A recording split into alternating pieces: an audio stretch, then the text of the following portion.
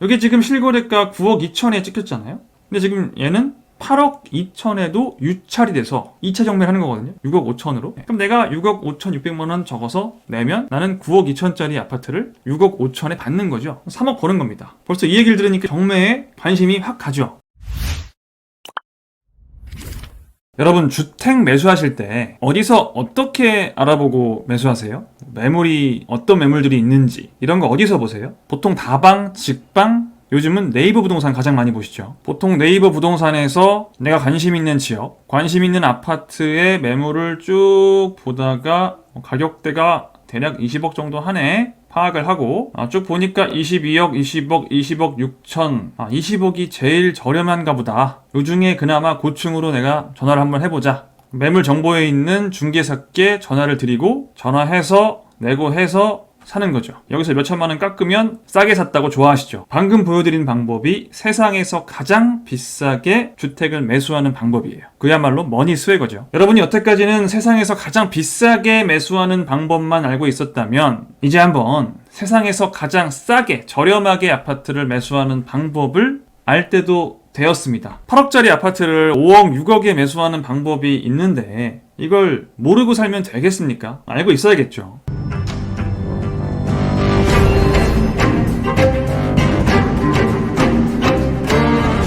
자, 세상에서 가장 싸게 주택을 매수하는 방법, 바로 경매예요. 부동산 경매, 경매라. 다들 들어보시긴 했어요. 뭔가 저렴하게 투자할 수 있는 좋은 방법인 것 같긴 한데 잘 모르겠죠. 아직 접해보신 분들이 거의 없을 거예요. 어려우니까 유튜브에 부동산 경매를 검색해서 많은 분들이 올려주신 경매 관련 영상을 보시는데 이거 봐도 무슨 말인지 모르겠어. 근데 여러분, 어렵기 때문에 기회가 있는 거거든요. 아무나 할 수 있는 곳에는 기회가 적죠. 어려우면 이 진입장벽이 생기거든요. 이 어려운 걸 넘어가서 반대편으로 가야 이 경매라는 시장에 참여를 할 수가 있는 건데, 그러다 보니까 많은 사람들이 있다고 해볼게요. 이 많은 사람들이 다 넘어갈 수가 없어요. 누군가는 넘어가서 참여를 하지만 대부분은 이 앞에서 그냥 이렇게 포기를 합니다. 근데 그렇기 때문에 좋은 기회가 되는 거죠. 넘어가기만 하면. 저는 이 경매라는 걸 청약에 비교를 하는데요. 여러분이 청약을 왜 하세요? 집을 내가 매수하지 않고 청약을 하는 이유는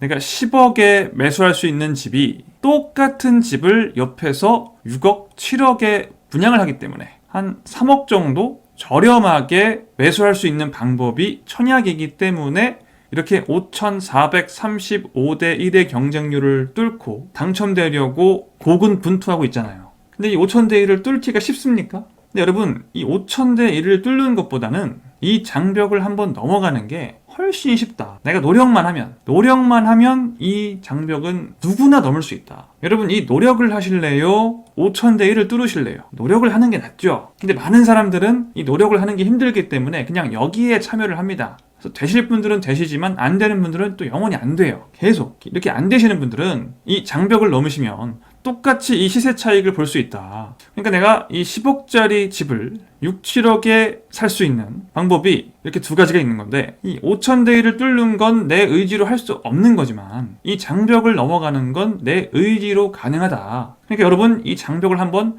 넘어보셔라. 제가 추천을 드리는 거고, 그래서 여러분이 한 번은 배우셔야 된다. 한 번만 배워놓으면 굳이 이렇게 할 필요가 없을 수 있다는 거예요. 그래서 오늘은 일단 이 부동산 경매가 뭔지부터 좀 간단히 말씀을 드리고, 다음에 제일 중요한 거, 이 경매에 올라오는 물건들은 어느 사이트에 올라오나요? 잘 모르겠죠? 직접 같이 들어가서 봅시다. 제가 어떻게 보는지 알려드릴게요. 그리고 경매로 내가 집을 살 때는 이 목적이 시세보다 싸게 사는 게 목적이잖아요. 내가 보고 있는 이 경매 물건이 시세보다 얼마나 싼 건지 그냥 간단하게 확인하는 방법. 이 한 2억 싼 거구나, 지금 3억 싼 거구나, 한 1억 싼 거구나, 아니면 전혀 저렴하지 않구나 라고 어떻게 판단할 건지 알아보고, 이게 또 가격만 싸다고 덥석하면 안 되거든요. 이 물건이 어떤 물건인지 분석하는 방법, 이게 어떻게 보면 제일 중요합니다. 그리고 이제 내가 얘를 내가 입찰을 해야겠어, 이 조건이 좋은 것 같아 라고 결정을 내리고 입찰, 얼마에 살게요 라고 가격을 부르는 게 입찰인데, 이 입찰은 어떻게 하는 걸까? 입찰을 해서 가장 높은 가격을 부르는 분께 낙찰되죠. 낙찰되고 나면 이제 어떻게 해야 되는지 오늘 제가 간단하게 좀 말씀을 드려볼게요. 첫 번째, 부동산 경매란 뭘까? 이 경매라는 게 뭔지는 여러분 대충 아시죠? 영화 보다 보면 이런 다이아몬드 목걸이 같은 거 경매하잖아요. 그래서 막 사람들 이렇게 모여서, 자, 저쪽 신사분께서 3,300만 유로 불렀습니다. 3,300만 유로면은 거의 400억인데, 그죠? 뭐 이런 경매 장면이 많이 나오죠. 근데 이제 부동산 경매는 이렇게 멋지게 하진 않지만 법원에 모여서 이렇게 손 들고 부르는 게 아니고 각자 이런 종이가 있어요. 이런 종이에다가 씁니다. 이런 양식이 있는데 여기에다가 내가 얼마에 입찰할 건지, 내가 3억에 하겠습니다, 쓰는 거예요. 써서 이제 법원에서 제출하면 그 중에 최고가액을 쓰신 분께 낙찰되는 거죠. 여기는 굉장히 이제 매력적인 물건이 나온 현장인 것 같고요. 어떤 곳은 가보면 나 혼자 와 있는 것도 있습니다. 혼자 와 있으면 내가 부르는 게 값인 거죠. 이거를 이제 말로 하느냐 서면으로 작성하느냐의 차이인 거지, 원리는 똑같아요. 그럼 이렇게 경매로 나오는 물건들은 어떤 물건이냐면, 이 집주인이 집을 살 때 은행에서 돈을 빌렸는데 안 갚아야 되잖아요. 안 갚으면 은행에서도 이 집을 경매로 넘길 수가 있죠. 그래서 이런 뭔가 집주인의 어떤 자금 사정에 문제가 생겼을 때 이 집이 경매로 넘어간다. 보통 막 사업하다가 망하면 집이 경매로 넘어가고 막 그러죠. 사실 이 되게 슬픈 현장인 거예요. 누군가의 지금 아픔이 있기 때문에 이런 좋은 기회가 만들어지는 거죠. 아무튼 우리는 내 코가 석자기 때문에 싸게 사는 게 목적이잖아요. 이렇게 경매로 넘어가 버린 물건들을 어디서 볼 수 있는지부터 봅시다. 일단 이거부터 알아야겠죠. 자, 요즘은 다 인터넷으로 봐요, 물건은. 자, 네이버 검색창에 그냥 경매 검색을 하시면 내리시면은 대한민국 법원 경매 정보 있죠. 이 경매라는 게 법원에서 하는 거기 때문에 대한민국 법원 사이트에 올라오는 겁니다. 그래서 여기서 직접 보셔도 되고요. 제가 많이 이용하는 사이트는 그냥 네이버 부동산 경매예요. 뭐든지 네이버가 역시 보기는 쉬워요. 가장 정리가 좀 잘 돼 있는 것 같아요, 제 생각엔. 여러분들은 법원 사이트를 이용하셔도 되고, 뭐 또 네이버 외에도 이렇게 경매 물건들이 올라오는 사이트들이 있으니까 마음에 드는 곳을 여러분들이 클릭해 보시고 보기 쉬운 곳으로 보시면 되고요. 저는 네이버 부동산 경매 사이트를 봐요. 들어가시면 다른 사람들이 많이 관심 있어 하는 이런 물건들이 먼저 홈 화면에 뜨는데, 일단 우리는 아파트나 빌라가 좀 쉽기 때문에 접근이, 저렴한 아파트 빌라 경매 더보기를 한번 눌러볼게요. 그럼 이제 쭉 물건들이 나옵니다. 쭉 나오고 보시면 뭐 지역이 다양해요. 가평도 있고, 지금 가나다 순으로 나온 거기 때문에 주로 넘겨보면 뭐 안산도 있고요, 수원도 있고요, 부천도 있고요. 여기 옆에 보시면은 유찰 1회라고 써있죠.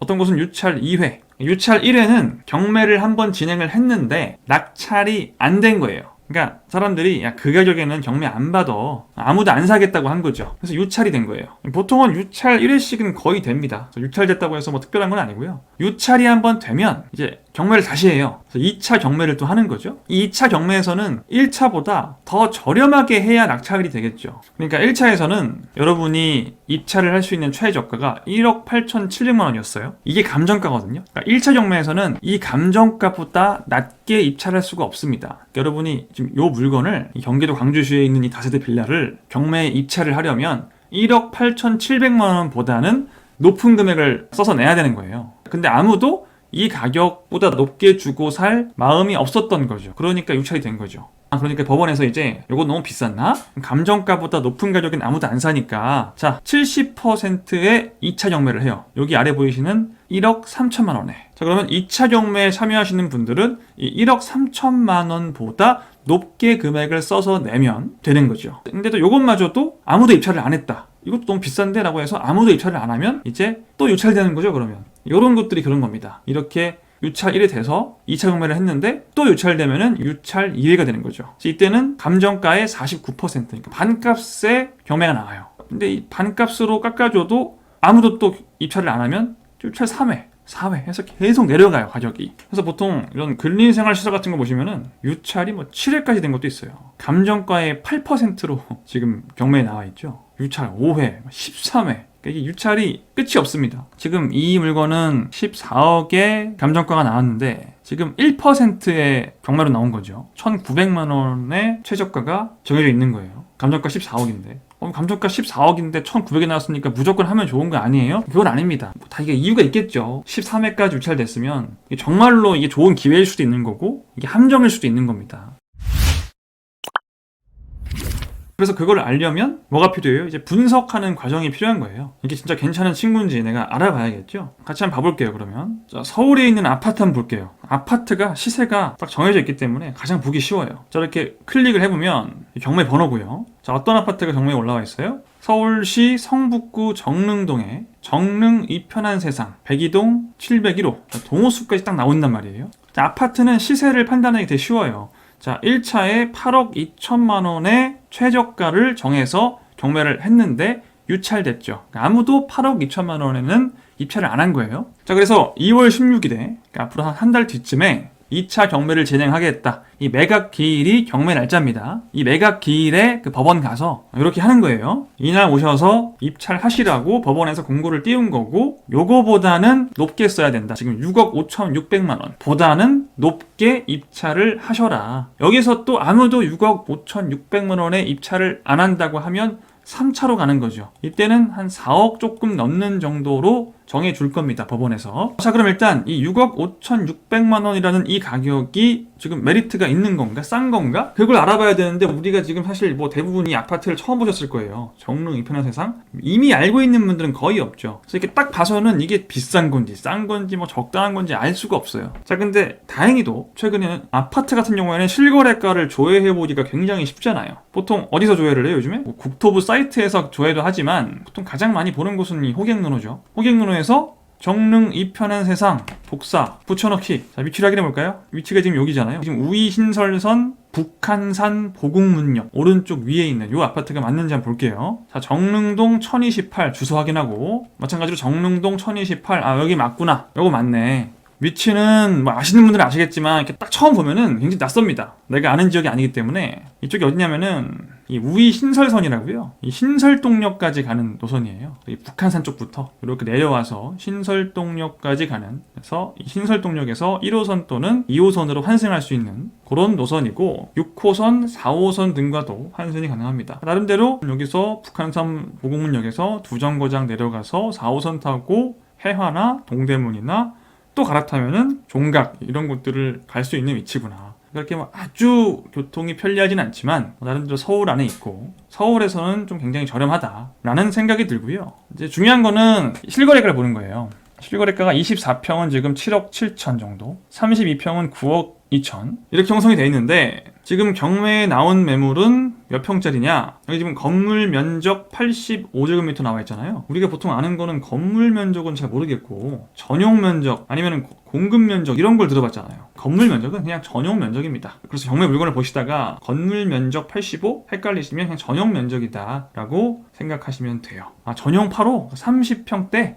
33평, 34평 이런 거. 그래서 요거겠죠. 32평짜리. 지금 32평짜리가 공급 108에 전용 85잖아요. 그러니까 요거 전용 85 요거예요. 여기 지금 실거래가 9억 2천에 찍혔잖아요. 신고가고요. 그 전에도 거의 8억 중반대 거래가 되다가 11월 달에 9억 2천을 찍었죠. 근데 지금 얘는 8억 2천에도 유찰이 돼서 2차 경매를 하는 거거든요. 6억 5천으로. 그러면 지금 이 물건에 딱히 하자 같은 게 없다면, 정상적인 물건이라면 이 6억 5천이라는 가격은 비싼 거예요? 저렴한 거예요? 아주 저렴한 거죠. 너무너무 저렴한 거죠. 최근 거래가 9억 2천, 8억 4천, 8억 5천인데 6억 5천이면은 한 2억에서 3억 정도 싼 거잖아요. 사실 1차 경매 최저 매각 가격도 8억 2천이면은 저렴한 거였죠. 그런데도 아무도 입찰을 안 해서 유찰됐습니다. 2차 가격은 6억 5천 6백부터 시작하니까 아주 저렴한 거죠.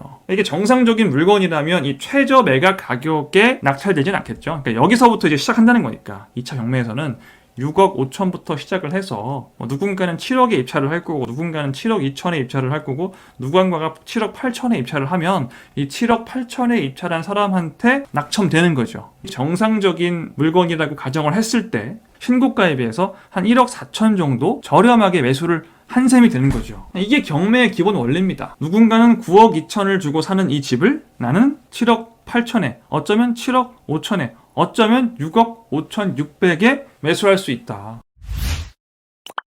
그럴 가능성은 거의 없지만 법원 갔는데 2월 16일날 가봤는데 나 혼자 있어요, 법원에. 그럼 내가 6억 5천 6백만 원 적어서 내면 나는 9억 2천짜리 아파트를 6억 5천에 받는 거죠. 3억 버는 겁니다. 물론 그럴 일은 거의 없겠지만. 벌써 이 얘기를 들으니까 경매에 관심이 확 가죠. 근데 사실은 정말로 내가 6억 5천 6백의 낙찰을 받게 되면 의심을 해보긴 해봐야 돼요. 아무리 경매라고 해도 너무 싼데? 너무 저렴하게 내가 받는 것 같은데? 라는 생각이 들면 그게 사실 함정이 있을 수 있거든요. 여러분들이 이런 영상을 흔하게 보실 수 있어요. 경매 물건 싸서 받았더니 망했습니다. 6억 날리신 분도 있고 20대에 법원 경매로 빌라 낙찰받고 망했어요. 이런 사연들이 많거든요. 여러분이 무조건 싸다고 해서 무조건 받으시는 게 아니에요. 이 경매로 나온 물건들은 완벽한 물건일 가능성이 크진 않습니다. 그래서 일단은 지금 이 경매 사이트에 나와 있는 정보들을 다 잘 봐야 됩니다. 그래서 이렇게 보다 보면 등기부가 있어요. 등기부는 꼼꼼히 보셔야 돼요. 어떤 과정을 통해서 경매로 나오게 되었는지 이런 거는 그냥 간단하게 볼 수 있죠.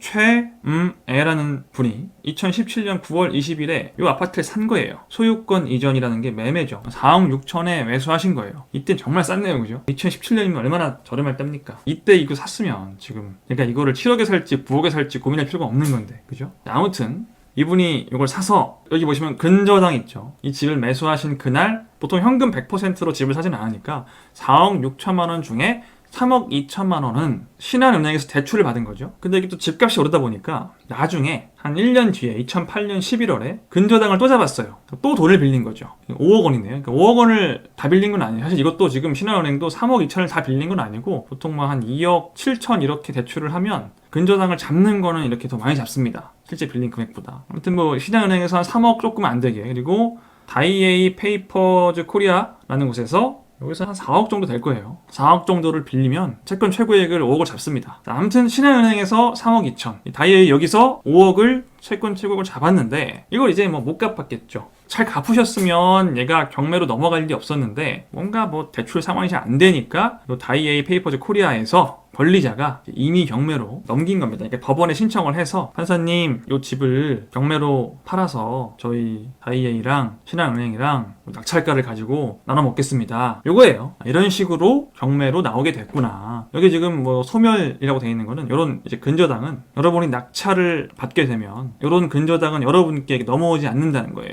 그냥 다 사라진다. 낙찰 받는 순간 얘네들은 사라진다. 나한테는 이런 근저당이 따라오지 않는다는 거예요. 내가 이걸 집을 사게 되면 이런 빚은 없는 거예요. 이런 걸 쭉 확인하시면 되는데 이게 내용이 많아요. 그래서 여러분이 경매를 처음 접하시는 분이시면 이 책을 참고하시기 바랍니다. 경매하는 직장인이라는 책이 있고요. 이 책에서 제가 지금 말씀드린 그런 기본적인 사항 이외에 권리 분석을 어떻게 하느냐, 어떤 것들을 등기부 등본부터 시작해서 뭐 임차인 관련 문제, 뭐 위장 임차인 문제, 뭐 배당 순서 이런 것들을 다 알려주십니다. 이런 거 알아야 돼요. 모르고 가시면 큰일 납니다. 이 책의 4부에서 미리 권리 분석을 어떻게 하는지를 알려주시고요. 그다음 실제로 가봐야 돼요. 경매는 반드시 임장을 가야 돼요. 가끔 우리가 뭐 재건축, 재개발 아파트들은 너무 급매 같은 게 나오면은 보지도 않고 매수하는 경우도 있는데 경매는 꼭 임장 가야 됩니다. 근데 내가 모르고 임장 가면은 뭘 봐야 될지를 몰라요. 그냥 가서 이렇게 쓱 보고 올 수도 있거든요. 정확하게 어떻게 임장을 해야 되는지에 대해서 자세하게 또 말씀을 해주신 내용이 있기 때문에 이 부분을 참고하셔서 임장을 갔다 오고 다 권리 분석하고 임장을 다 갔다 왔는데 별 문제가 없다, 별 문제가 없는데 몇 억이 싸다, 그럼 내가 이제 입찰하는 거죠.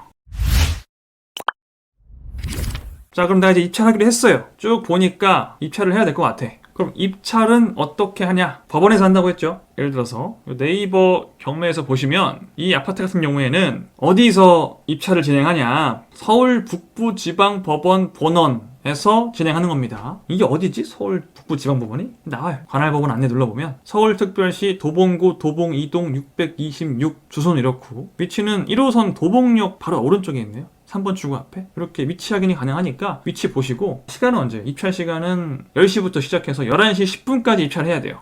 2월 16일 날 가서 11시 10분까지는 제출해야 됩니다. 뭐를? 요 서류를 써서 기일 입찰표라는 걸 여러분이 작성을 해서 이제 가격을 여기 적는 거예요. 입찰 가격에 여기 적으시고 보증금을 내야 돼요. 보증금 10%를 그냥 내야 됩니다. 내가 낙찰이 되든 안 되든 이건 일단 내는 거예요. 10%는. 그러니까 현금이 있어야 됩니다. 이 10%는 내가 낙찰되지 않으면 돌려받겠죠? 이걸 낙찰 안 됐다고 해서 뺏어가면 말이 안 되죠. 그래서 낙찰이 안 되면 돌려받는 거고 낙찰이 되면 이 10%는 그냥 계약금으로 들어가는 거죠. 원래 우리가 계약할 때 10% 내잖아요. 이건 계약금 형식으로 내는 거고 낙찰을 못 받으면 돌려받는다. 이거 써서 언제까지? 11시 10분까지 제출을 하면 그날 바로 낙찰자를 정합니다. 여러분이 여기 적어서 낸 가격이 가장 비싸면 내가 쓴 가격으로 그 집을 사는 겁니다. 간단하죠. 싹 보시면은 이런 식으로 이렇게 본래 쓰고 있어요. 서로 안 보이게. 뭐 이렇게 지나가다가 우연히 보이면은 이렇게 뭐 참고할 수도 있겠죠. 농담이고요. 이 사람이 7억 썼네. 나는 그럼 7억 1천 뭐 이렇게 하는 분들도 뭐 계신다고 하더라고요.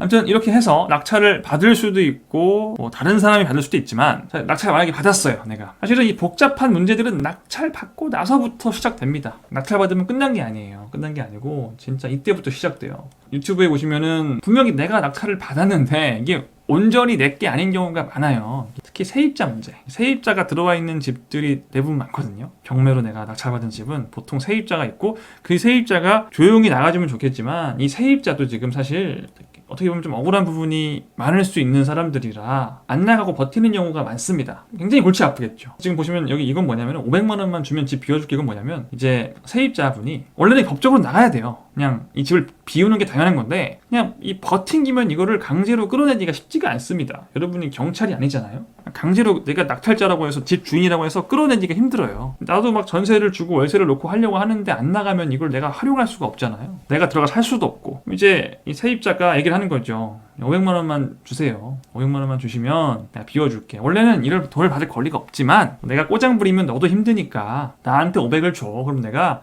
너 힘들지 않게 나가줄게 조용히 라고 일종의 협상을 제의하는 경우도 많고요. 아예 그냥 나는 안 나가. 낙찰자가 이 협상을 제의해야 되는 경우도 있어요. 세입자한테. 그래서 이렇게 몇백만 원 또는 뭐 거의 1000만 원까지 주시고 세입자를 내보내는 경우도 있고 아니면 이사 비용 정도를 주는 경우가 있고요. 결국엔 이사 비용도 이 정도 됩니다. 뭐 이제 강제로 문을 따고 들어가는 경우도 있고요. 아니면 법적 절차를 밟아서 강제 퇴거를 시키는 경우도 있고 다양합니다. 그런 것들을 여러분들이 모르잖아요. 지금 생각만 해도 너무 무섭죠. 못하겠죠. 그래서 경매를 많이 못하세요. 이런 것 때문에. 이런 건 이제 어떻게 현명하게 처리할 수 있느냐. 이 경매하는 직장인의 8부 낙찰은 새로운 시작, 점유자 명도 꿀팁. 명도라는 게 이제 세입자 내보내고 내가 들어가는 게 명도인데 이걸 어떻게 현명하게 할 것이냐. 물론 이 과정이 쉽지 않습니다. 이것도 사실 어떻게 보면 진입장벽이죠. 이런 것 때문에 8억짜리 6억에 살 수 있어도 이게 무서워서 못하시는 분도 되게 많아요. 나는 이 어려운 과정을 못하겠어. 힘들어. 그럼 못하는 거예요. 근데 여러분이 1억, 2억만 집을 싸게 사도 이 과정을 여러분이 해볼만 하십니다. 별거 아니에요. 지금은 이게 아파트니까 1, 2억이지만 이게 건물이 되고 토지가 되고 점점 단위가 커지면 내가 진짜 나중에 50억짜리를 35억에 매수하는 경우도 허다해요. 여러분이 아파트나 빌라에서 이런 걸 한번 해보시고 나중에 더 큰 단위에서 경매를 해보시면 훨씬 더 막대한 이득을 여러분이 보실 수 있는 거죠. 저는 그래서 여러분이 낙찰을 정말 싸게 받으셨다면 500만 원 주고 협상해서 내보내시는 것도 손해긴 한데 내가 굳이 줄 필요 없는 거긴 하죠. 법대로 하면은 그냥 다 강제로 내보낼 수 있어요. 근데 제가 사실 젊을 때 제가 이 세입자 입장이었거든요. 저희 건물이 경매로 넘어갔대요. 사실 제가 한번 전세금을 그냥 못 받고 나온 적이 있습니다. 이 전세금을 못 받고 나오면서 제가 부동산 투자에 관심을 가지고 눈을 뜨기 시작한 건데 지금 되돌아보면 이 전세금을 제가 떼었기 때문에 이때부터 눈을 뜨고 부동산 투자를 시작해서 지금 여기까지 온 거니까 뭐 되게 잘된 일이라는 생각도 들어요. 이때 전세금 떼어서 너무 잘됐다는 생각도 들지만 이때 당시에 전세금을 내가 날려야 되는 그 마음은 정말 힘듭니다. 저는 사실 그래서 경매로 여러분이 낙찰 되시면 500 정도는 내가 한 2, 3억씩 이득을 본 거라면 500 정도는 드리고 뭐 퇴거시키는 것도 괜찮다라고 생각이 듭니다. 물론 그렇게 하는 건 아니에요. 어려운 분들을 위해서 그렇게 할 수도 있다. 다만 법적 절차를 알아보시면 이렇게 주지 않고 내보낼 수도 있어요. 그런 내용은 이 책을 경매하는 직장인을 참고로 하시라는 거죠. 강제 집행하는 내용까지 자세히 나오니까요. 여기 잘 읽어보시면 이렇게 강제 집행하면 굳이 500만 원, 1000만 원 안 주고 집행할 수 있구나. 그래서 지금 이 도서는 여러분이 경매에 관심이 있으시면 한번 읽어보시는 게 좋아요. 경매 관련 도서 추천하는 건 처음이죠. 경매는 사실 제가 유튜브 영상으로 여러분들께 설명을 드리기는 참 어려운 영역이고 부동산을 그냥 매수하는 것보다는 훨씬 더 복잡하기 때문에 책을 읽으시는 걸 저는 추천을 드립니다. 아니면 온라인 강의를 들으실 수도 있지만 좀 비싸고요. 강의료가 부담되시는 분들은 사실 책만 읽어보셔도 어느 정도 내가 공부를 좀 하시면 충분히 경매를 스스로 하시고 낙찰받고 명도 하시는데 문제가 없다. 네이버에 경매하는 직장인을 검색하시면 도서를 쉽게 구입하실 수 있고 일단 이 책을 읽으시면 뭐 경매 전문가가 된다는 건 아니지만 경매라는 게 이런 거구나, 이런 식으로 경매를 하는구나 라는 건 확실히 알 수 있게 되고 여러분이 스스로 해볼 수 있게 됩니다. 그래서 이 책을 추천드리면서 여러분이 뭐 경매를 앞으로 하시든 안 하시든